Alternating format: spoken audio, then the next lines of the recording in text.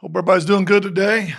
Signing day, 2022. The whole environment of signing day has changed a lot over the last few years. So it seems a little anticlimactic today that we're finishing up the class when the bulk of the work was done in that December signing class. With us being in LA at the time, we didn't spend a lot of time talking about it, preparing for a game. But over the break, that early Sunday day and over the break, we did most of the work. We did add some guys today to finalize the class.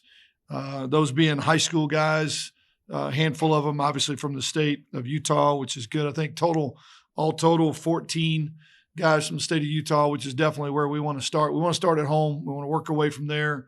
10 transfers, 8 of those being from other four-year schools, 2 of those being from junior colleges to round out kind of the veteran group of the class. And there are 3 guys in the class that'll sign and will go on mission. So we'll get those guys back in a couple of years when they're done. I think all told, somewhere around 30 guys from beginning to end. When you look at from December, mid-year transfers, guys that we signed, those that'll go off and go on missions as well, probably 30 or so guys. And we may not be completely done. There may be a couple guys, even some preferred walk-on guys that'll trickle in. That's a big part of the class. It doesn't get talked about a whole lot. Those guys will factor in. Good part about what we did is we added 15 bodies to the spring roster. And that is guys that we'll get to work with all spring, go through spring ball, really understand what we're doing. That's always a big, big key. And to be able to bring in a handful of early high school players, but then also add the 8 four-year transfers and the 2 JC transfers and have them all on campus at this point, being able to go through spring is huge for us. They come in at key positions where we lost really good players. Not sure that any particular one guy is going to replace another, but it adds guys with experience at positions where we know we're losing some key players. And so when you start looking at the list, guys like Gervin Hall and Anthony Switzer, MJ and Cobb and a handful of those guys come in, and really the work for them is to come in and step in and fill a gap where a veteran player that contributed a lot of snaps leaves. And the ability to get them here and really spend time with them is a huge part. Didn't plan on taking 3 quarterbacks in the outset of this. Planned on taking 2, with Andrew Peasley deciding to look for other opportunities. Didn't want to be a backup. Understood the dynamic of staying here with Logan Bonner having another season. When he decided to leave, we did then look for a transfer, and we traded spots with Wyoming. Not what any of us, I think, saw coming. We take Levi, they take Peasley. And we're excited about what Levi can bring to the table. We saw him in person, unfortunately, in one of the losses this year. Thought he was really poised. Thought he did a great job of manipulating their offense and getting them into good plays. He's shown a really high football IQ.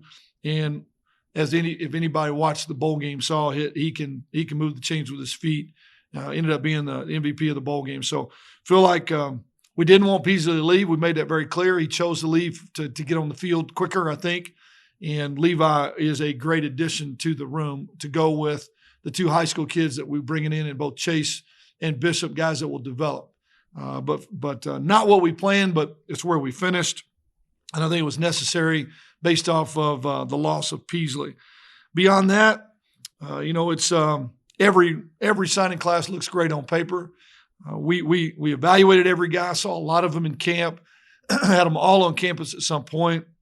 Feel like attitude-wise and personality-wise, character-wise, they fit the culture here. Physically, they fit the needs. We just got to develop them. We'll find out, like everybody here, in about 2 or 3 years if this class was really good or not. And that's always the challenge. But and pleased with what we did and how we filled the gaps. Now we just got to go to work with them and get them on the field. So what questions do you have specifically about this class?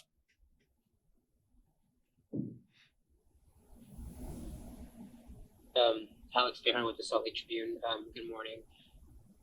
Curious, since you were hired back mid-December 2020, now you've had a little bit more than a full year on the job, couple signing classes. What have you kind of learned about recruiting in Utah specifically, and kind of what you like about bringing guys here? Just what have you learned about kind of like the process and what it takes to bring guys to Utah State? I really didn't have a tremendous experience or just amount of experience coming in with Utah. I've been out here twice in terms of recruiting in my career. Both of those look at quarterbacks in the state of Utah. So I haven't been at a school that, Utah and this footprint was really a day-to-day part of recruiting for us. So I didn't know exactly what to expect with the high schools, what the ball looked like, how competitive it was, how guys were coached. And I've been really surprised, been really pleasantly surprised at the off-season programs, the amount of effort and energy put into teaching the guys at this level, the time that the players in the state spend in the off-season and summer with personal trainers and 7-on-7 teams and all that. It's really good ball. There's a solid, and it changes on year to year, but there's a solid class of guys that are available to us and the other schools in the state. And honestly, unfortunately, to the schools surrounding the state, because everybody's coming in. We're seeing guys from Utah all over the country playing, and it seemed like every bowl game I watched, there was another Utah player playing for somebody. So I love the fact that it's good football. They're coached hard. They're coached all season, and there's a passion for ball. That being said, feel like that on a yearly basis, you feel very comfortable that you can find big bodies up front on both sides of the ball, and that's where everything starts for us anyway, O-line and D-line. And if you look at this class, I feel like we did a really, really good job of closing the gap offensive line-wise. We were way behind in numbers, and we were able to pick up, I think, some really solid players that have great futures on the O-line. And that's not something that every state has to offer. It's not something that Arkansas had to offer over the last 7 years there. That was a big issue for us, was having to go into everybody else's backyards to find O-line and D-linemen. We have them here. We're able to get a bunch of them to say yes, and that has been a really pleasant surprise, is the ability to find big bodies in the state. Skill players are going to be hit or miss on a yearly basis. We picked up a few. Each class is going to look different, but I think consistently, if you look over time, there's always been great offensive and defensive linemen, and that is the foundation of being able to win games, close games. And so we started there. So I've been really pleased with the footprint. I think DJ Tialavea does an outstanding job here in the state for us. He is the point person on every in-state player, played here, is from Salt Lake, has a passion for it, and did a phenomenal job and gets a tremendous amount of credit for his ability to keep us in the fight in the state all across, the players here in the state, whether we're battling BYU, Utah, or guys coming in from out of state. Hopefully that answers your question. Alec KB, a new coach. Can I ask you, even closer to home, when you have a couple of guys from our local high schools on this list, and I know there's a few others you might have walking on. What do you look for in the local players, and what do they add? Do you just you're looking for specifics there? You're looking for kind of a guy to join the program, or what? Some guys you're looking at the athletic ability, what they bring to the table on the field. Obviously, guys, we have the best players we can have. We got to get the best athletes that we can find, but we also always take into account, what kind of team player is he going to be, what kind of character is he going to bring, what's he going to add to the locker room. We want athletic ability on the field, but culture and environment are such a big part of being able to be successful on a yearly basis, to be good in tight situations when adversity hits. So each guy is different. Some of them bring, phenomenal athletic ability to the table. Some of them bring just culture and environment and leadership to the table. You get all those things in one guy, then to me, you've done it right. We don't really look at recruiting as in terms of, well, he is a Logan guy or he is a Salt Lake guy. We just look, hey, he's a Utah guy. He's an in-state guy. We want as many in-state guys as we can find that we feel like make us better. And when you got some right here in the Valley, that's to me, that's icing on the cake. And we're able to find a few of those guys that fit us this year. Josh A. Salveson, good to hear your voice again. I wanted to ask about Xavier Williams. I know he had a medical issue, and now he's coming into this year. A, is he healthy? And B, what was that medical issue, if I could ask? Well, I won't really go into it. I'm not a doctor, number one. I know this. He's been completely cleared. He was cleared to go back on the field at Alabama. It took longer than they wanted to kind of get to the bottom of what was going on with him. They gave him a full medical release, and he just had to decide whether or not he wanted to battle the depth in the room that they have now at Alabama, or did he want to look for an opportunity where he could kind of stand out? He was a 4-star signee out of high school, I think number 3 in the country at the position out of high school. So clearly he was a heavily recruited player coming out of high school. But missing a year is not easy on anybody. His wide receivers coach, Holman Wiggins, played for me at Mexico. And our conversations were, this guy is going to flourish in y'all's system. I do think he's making the right choice by kind of fresh start somewhere else in a different system with the talent they have in their room. He was playing for him some. I think he caught a few balls in the national championship game a year ago. But this season being off the field was tough on him. So he's a little underweight. He's already gained about 10 pounds since he's been here, and he's hungry to get back on the field. He is completely healthy, or we wouldn't have taken him. He's been completely cleared. He hasn't missed a day of workout yet and is excited about, I think, what he can do. I think the thing we love about him is his versatility. He can play inside, play outside, all across the field. He's got burst and speed when the ball's in his hands, and he has a tremendous ability, just a knack for finding the ball in the air. A lot of body control is what we saw on tape. And I appreciate the guys at Alabama and helping us. They sent us every ball that he was targeted with through the course of an entire spring practice. So we had hundreds and hundreds of balls and routes and catches to watch to evaluate him, and very, very quickly decided he made us better. Hey, Coach, Eric Franson with 106.9 The Fan. I just want to ask you about your other Power 5 wide receiver transfer, Brian Cobbs, Sure. coming from Maryland, and what you see in him and how he can help that wide receiver core. A lot of the same conversations. Now, he's been playing, and I think he caught 60 some odd balls in his career there. Started, 20 games or so for those guys. They really did not want him to leave. When you listen and you talk to people inside the program, those guys are like, man, he is a great teammate. He is a great dude in the locker room, savvy, mature, veteran, hardworking guy. And as you watch tape, he plays inside, he plays outside. So I think we've brought 2 guys in from Power 5s that give us a tremendous amount of versatility. They could be all over the field. I mean, we all know DT and Derek Wright and Brandon Bolin, those guys, those catches, those 30 touchdowns, they all graduated. It may not look the same, so we got to build that productivity across the board. And the versatility of both Zay and the versatility of a guy like Brian, who's played all across the field, has played in a bunch of Power 5 games, has been in close games and big environments. It may not look the same as it did a year ago, but there may be even some added bonuses that we're not, aware of quite yet from that experience those guys have had. He's got a big frame to him. Both of them do. Both of them are in the 6-foot range. Brian's probably 205, maybe 210 at this point, only going to get bigger, and has showed the ability to do a lot of different things. So really pleased with what both those guys can bring to the room. Jake Nielsen, back to the Utah discussion. Obviously, you got to recruit against BYU and Utah, and then you mentioned out-of-state teams as well. What's kind of the general recruiting pitch that you and Coach DJ have to maybe bring guys to Logan? Well, it doesn't hurt that you just won 11 games and a title, but if you look at the past 10 years, man, the tradition's been built. I met with about 60 of our alumni last night on a Zoom call and told them the same thing, man. If you look at the last 10 years, yes, there was a hiccup here, had a year that didn't go great, but if you just kind of wiped that one off the books, and COVID got a lot of people in a lot of ways. If you wipe that year off the books, man, there's great tradition here. The culture in the Valley, the fan base, students, unreal energy here. And you go on to the next level and see some of the best players at the next level. So we clearly can get you there. Man, we want them to come be a part of something that's unique, something that's different.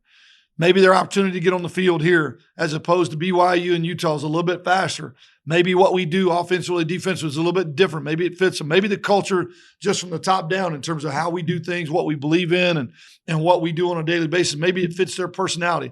Everybody's got to find the place that fits them. But what we're trying to show them and sell to them and make clear to them is that we do fit in that conversation. It's not them and us as a fallback. It's find the best fit for each guy. And I don't know how often it happens, but one of the offensive linemen that we signed this year was committed to Utah and flipped to us at the last minute. It made sense to him. He loved the environment. His brother's playing here. He wanted to be a part of the family. He chose us over Utah. And we need to battle and fight in a way that we can get those kind of decisions on a yearly basis. That makes it tough because those are two great programs. And so we're gonna do a great job. And I think DJ does a phenomenal job of staying in the battle, keeping us in the fight all the way down to the end. Al, again, can I ask you about, with Levi coming here at quarterback, he's a starter where he was. You got Bonner as a starter. How do you convince him to come into a situation like that? We were very, very open with him. He saw what Coop did in the bowl game. He watched the game. He saw obviously up close what Bonner's capable of. We didn't make any promises other than the opportunity to compete. He knows that Bonner's coming back for another year. He's going to get every opportunity to compete for the job. He's got 3 years left to play. And so I think the system, the environment, doesn't hurt that his fiance plays for our volleyball team. And I think she may be the boss of the household. And he loved the opportunity to be here and finish up with her. So he came in with his eyes completely open, expects to have to battle and compete and earn everything he gets and really go from there. But he was comfortable with that. So were we. He fits us really well physically, the ability to run, the ability to throw with power, super, super smart football IQ. Like I said before, we didn't really want Peasley to leave, but when he chose to leave, then we wanted to be aggressive. And we thought this was a guy we could not pass on. Really happy with the young guys that we signed as well. Chase and Bish both bring unbelievable tools to the table, but they're going to probably need time to develop.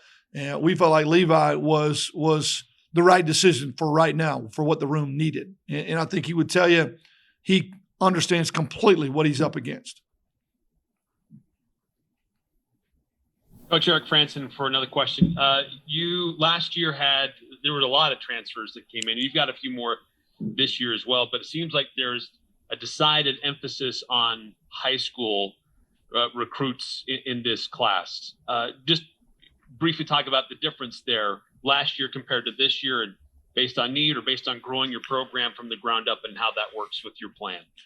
A year ago, probably the biggest decision for us, and probably me more than anybody, is I learned from my first class at Arkansas State, you can make some mistakes very quickly. If you come in and you panic and you rush without really understanding the footprint, then you can make a lot of decisions, make bad decisions, quick decisions, and bring guys in the program that you're not completely sure about. And then you look up 2 or 3 years down the road and there are problems in the locker room or they just don't fit the culture. So we want to be very patient. We didn't know the footprint at all. And we felt like that if we'd have jumped into the footprint and jumped into the state and started trying to catch up in the state in a short period of time, there's likely we'd make a lot of bad decisions.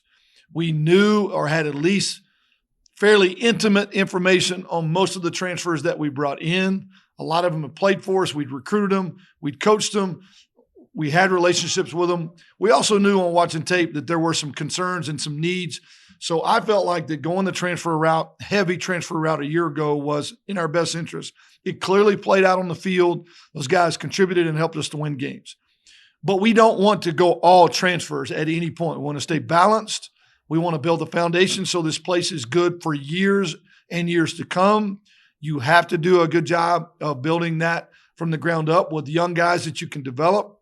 And then you need to balance that and fill in where you need to with transfers. So we're going to probably be in the 60-40 range, high school to transfer.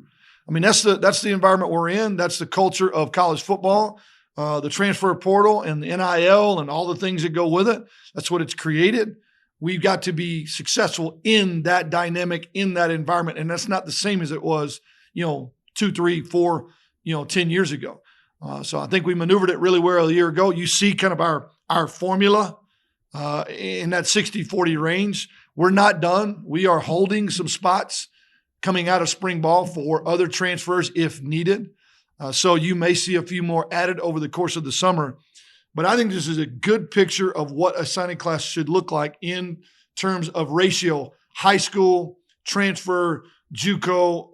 I think this is a good look at what you should see from us in coming years. Coach, this is Tia Reese from the Statesman. I'm wondering, with so many transfers coming in from across the country from really different programs, how will you integrate them into your culture, and what do they contribute culturally to the USU team? Well, every one of them, in the process of recruiting them, we probably spend, or I spend more time talking to these guys about our culture and what is expected of them when they get here and what to expect from our locker room than I do anything else. The coordinators and position coaches talk way more X's and O's with them. I talk to them about what I want this team's personality to be, why we're bringing them here, why are we bringing a veteran guy, an older guy, what do we expect them to contribute, so that when they do get here, there's no surprises. I talk to them about my faith. I talk to them about a family environment. I talk to them about our key principles, which are selfless, tough, and accountable. And I try to talk them out of coming, to be honest with you.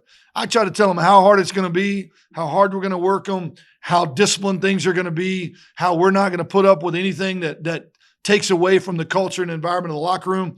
I am very, very, very blunt with them in the process getting here, so that when they get here, they're not surprised by anything. But we also look for key characteristics in each one of them.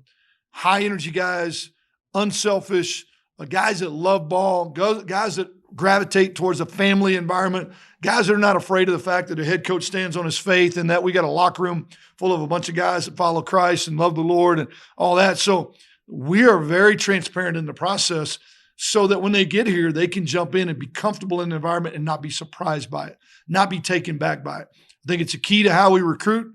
I think it's why we don't miss on a lot of guys. When they get here, they tend to fit. I think it's the key to our success this last year, bringing all those transfers in and not having guys button heads. They really integrated very quickly and were able to go help us win a championship, because I think they knew exactly what to expect from us.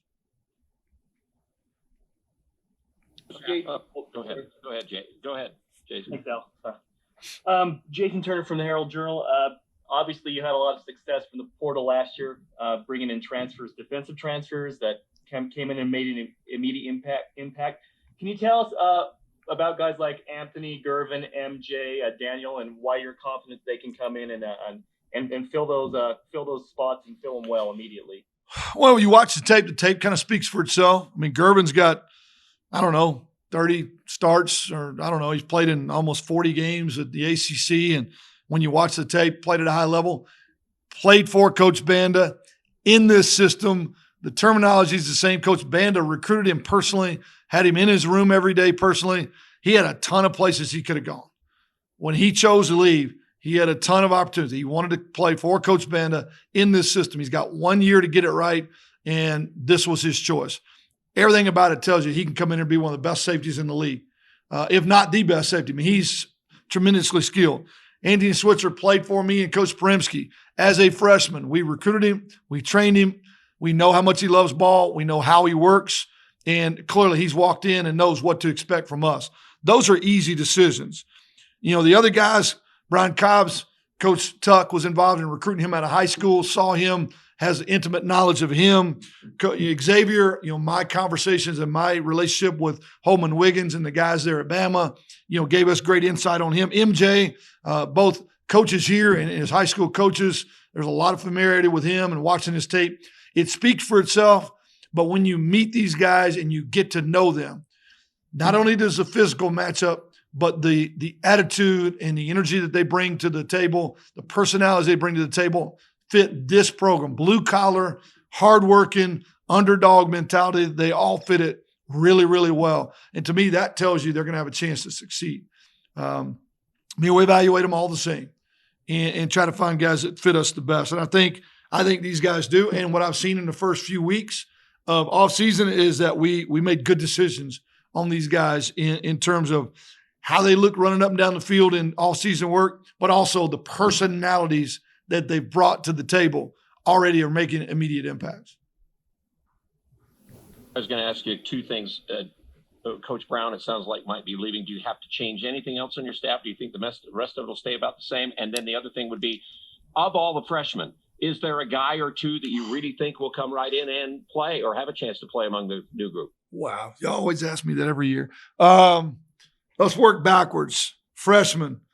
I would tell you the guys that have the best chance to come in and play immediately are the guys that came out early.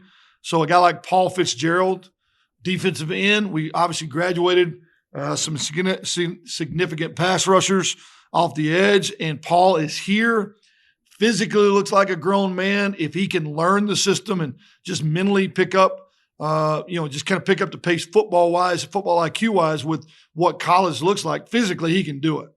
So that makes a lot of sense to me. Waylon is here on the O-line, Lofa. So you would normally say the guys that are already here would have the best chance, with the exception of Max Alford, who's coming off ACL surgery. Really wouldn't expect a lot out of him. Beyond that, I always think it's kind of strange. You may see the best film and what guy looks like on paper and say, oh, he's going to come in and immediately, impact our team as a freshman.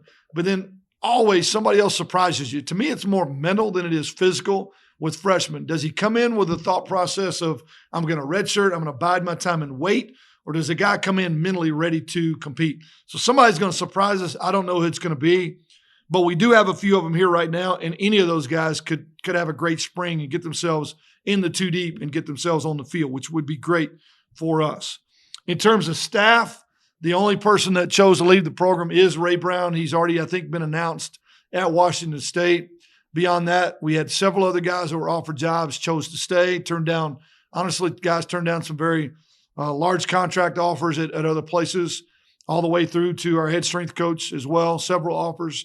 And all those guys chose to stay. So would expect to hire a corners coach within the next few days. We've been working on that already. Probably announce that by the end of the week if nothing changes. I hope to not have any other guys to have to hire. I hope everybody else stays put. I think continuity is huge coming off this season, and would love to go into the spring and next fall without having any other adjustments to the staff if at all possible. How much has NIL been part of the conversation for this recruiting class? Honestly, very little. Very little. It was, we definitely talk about the fact that we do have a handful of guys that have NIL contracts. Some of them have several different things, but was not asked one direct question about NIL in the process of recruiting. And I was honestly surprised that I wasn't. We did cover it. It did come up in conversation with some parents and, sitting at the lunch table or dinner table with a few, but was never directly approached by an athlete or a family about their opportunities in terms of NIL. And that was actually a little bit of a surprise. Because it is part of the culture now in college football, and it's something that definitely we have to deal with. But that's gonna be an ongoing evolution, I think, for all of us to kind of see what that's going to look like a year from now and how it's going to continue to unfold. With the loss of Elion Noah, he was a great productive back for you guys last year. How do you replace him this year? You got anybody coming through the portal that could help out with that?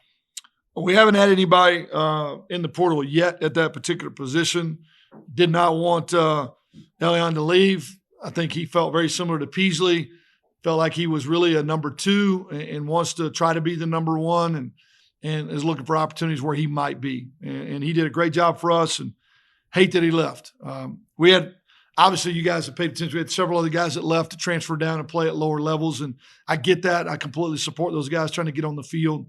But both those guys, Peasley and Elion, we'd love to see both of them just sit here and just continue to build on their role and be ready for their opportunities. We had a little bit more knowledge of Peasley looking to leave, so we're able to kind of attack that problem a little bit earlier in the recruiting process. Elion was one we weren't expecting. We'd already started the semester. Really didn't see that coming because he was getting better and better every day, and was getting more and more opportunities as well. So we'll just have to look at what's available between now and the season. If maybe a transfer guy might fit the room, or maybe does the room that we already have, does it step up and fill the gap in a way that that we hadn't seen yet. So we're going to be patient on that, and we'll just see what happens. We are bringing in a freshman running back in Briggs, so we'll see. We'll just see exactly what maybe the next step is. I don't want to panic. Just gonna ask you real quick, Coach, about just the elaborate a little bit more on the depth in the offensive line that seemed to be a huge emphasis of the signing class, and maybe some of those guys up front that you are bringing in. Well, yeah, numbers were a problem. We were shorthanded all year long. If you look at what you want in terms of roster management, what you want on scholarship and what we had, the numbers didn't even come close. We were several spots behind. Obviously graduation didn't hit us in a huge way, but we lost a couple. And so we knew we needed to start making up some ground there. It starts up front. I know all the touchdown and balls thrown in the air and all that stuff is real flashy, but at the end of the day, you got to be good up front on both sides. So we made a huge emphasis on recruiting some young guys here in the state, especially around the state, that we thought we could start building that room for years and years to come. We're not done there as well. We're going to continue to look at the portal just in case a veteran transfer type guy may add some depth to the room, or maybe even come in that could compete and push some guys that are there. But our philosophy is going to be to build the fronts and make sure that we got bodies upon bodies. And this was a really good year in the state of Utah, in my opinion, to take some guys that can help us and that we can build on. So that's really where that was a huge emphasis. And I think our guys did a great job identifying and recruiting that position.